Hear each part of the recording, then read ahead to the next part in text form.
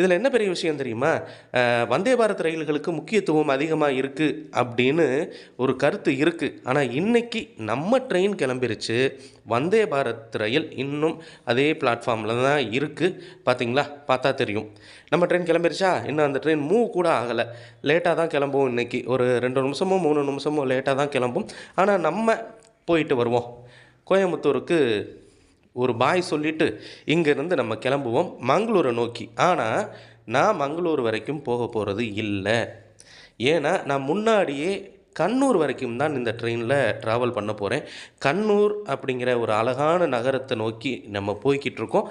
அதே நேரத்தில் கண்ணூரில் சுற்றி பார்க்க நிறைய விஷயங்கள் இருக்குது. அதெல்லாம் உங்களுக்கு காமிக்கணும் அப்படிங்கிறதுக்காகத்தான் இந்த வீடியோ. இந்த வீடியோ கண்ணூரில் காமிக்க போகிறது கிடையாது. கண்ணூர் வரைக்கும் போகிறது மட்டும்தான். இதில் நீங்கள் மிஸ் பண்ணிடாமல் பார்க்க வேண்டிய காட்சிகள் நிறையா இருக்குங்க. கேரளா